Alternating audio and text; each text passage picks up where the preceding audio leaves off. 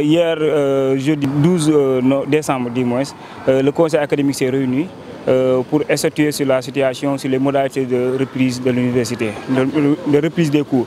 Malheureusement, les décisions prises au niveau du conseil académique, ce sont des décisions arbitraires selon nous, parce qu'on ne peut pas comprendre, au moment où nous parlons, l'université s'est fermée par le conseil académique. On attendait l'ouverture parce qu'on avait mis sur la table des revendications pour quand même que nos conditions sociales et pédagogiques puissent être améliorées.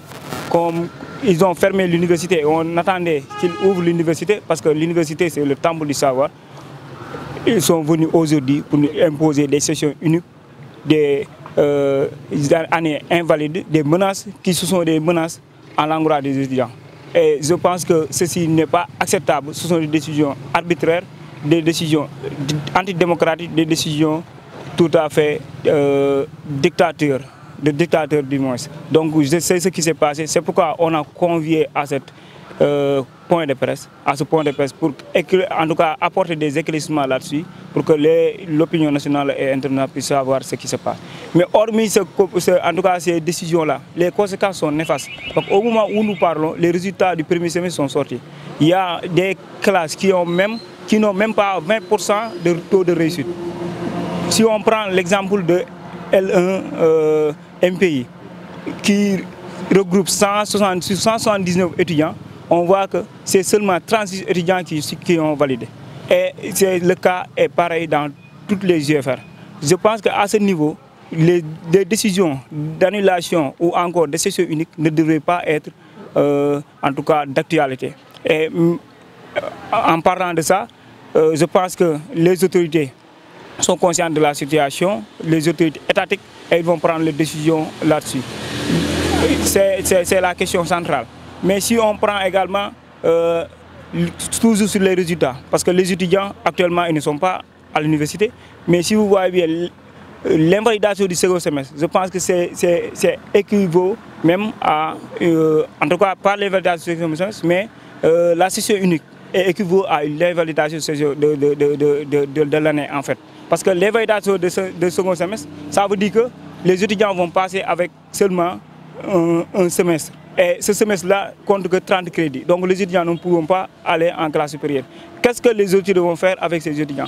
Donc on aura un taux en tout cas un taux de décrochage très élevé à l'université qui sera empiré en fait par cette situation-là. Mais également les situations catastrophiques sociales et pédagogiques que les étudiants vivent à l'université. Nous, ce qu'on a demandé, c'est l'amélioration des conditions de vie des étudiants, de vie sociale et pédagogique des étudiants. On avait mis sur la table des revendications. Ces revendications, on demande leur satisfaction de manière immédiate, parce qu'on ne demande pas la lune. On l'a dit au monsieur le ministre, on l'a dit aux autorités. Ce que l'on demande, c'est bien faisable dans le temps. Qu'ils puissent nous donner cela et ouvrir l'université et nous donner les 2 sessions normales, comme le système LMD nous le donne. Sinon, est-ce que vous allez reprendre le 6 janvier prochain?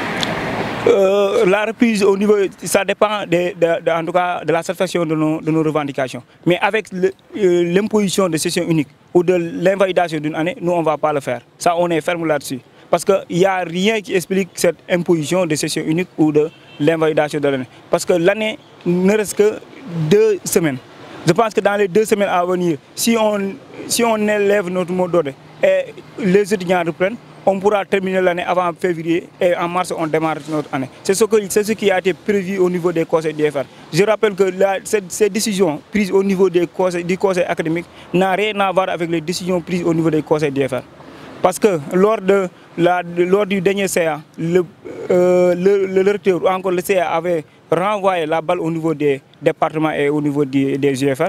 Et c'était aux UFR de prendre ces décisions d'invalidation ou encore d'annulation ou de session unique. Mais les UFR, ils ont annulé cette décision-là ou encore cette proposition du CA, je pense que la date, je l'ai oubliée, mais du CA dernier pour en fait imposer une année normale avec les rattrapages et tout Donc, il n'y a aucune UFR qui avait proposé de faire session unique.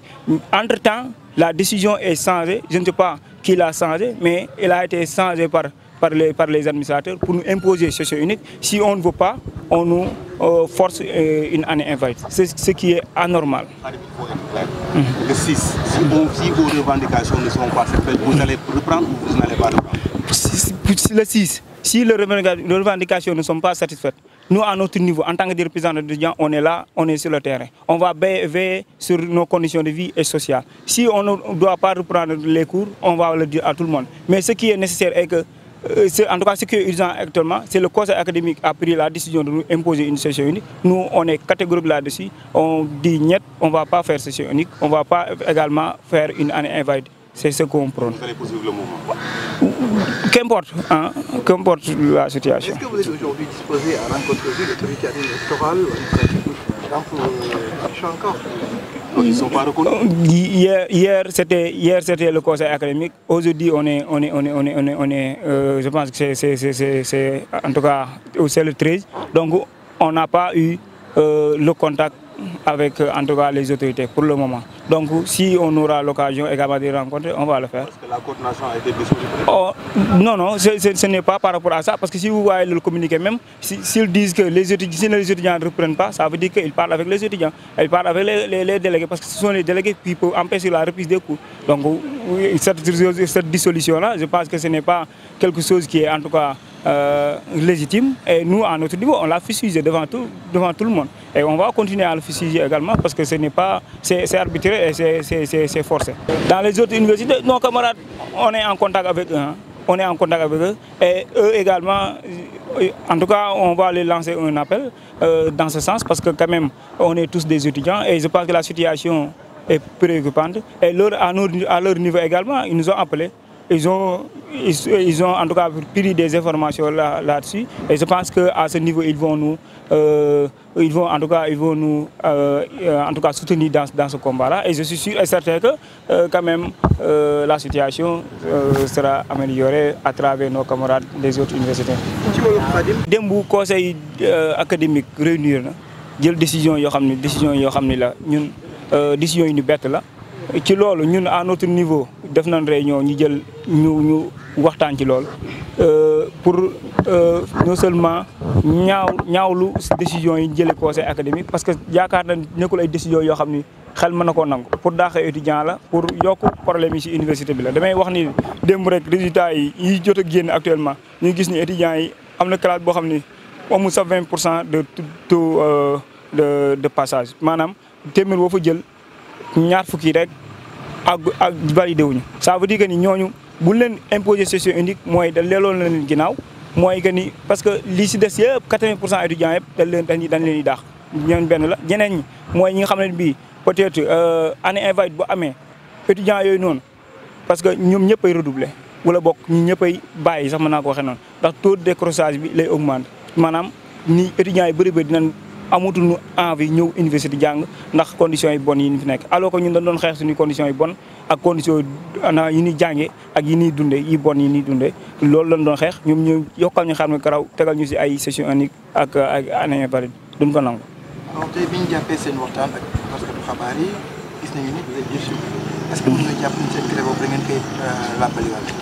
waaw grève bi nag comme ni ñu ko waxee. ñun ñoo ngi nii sur le terrain étudiants yëpp ñu bi nan les représentants d'étudiants ñoo fi des di suivre en tout cas liggéey fi xew ci biir université bi bu jaree ñu lever le mot d'ordre nañ ko def, mais pour fii ñuy wax ak yéen gisuñu dara lu tax ñu lever le mot d'ordre, ndaxte gisuñu fii ñu tabax fii lu tax ñuy wax itam ñu ñëwaat imposer ñu ay session unique. Donc je pense que à ce niveau ñun amuñu lenn ñuy def ci grève bi lu dul revendiquer continuer suñu revendication yi ñu wax ministre bi mu def ko ak les autorités internes ñu def ko, foofu la ñu teg suñu baaraam.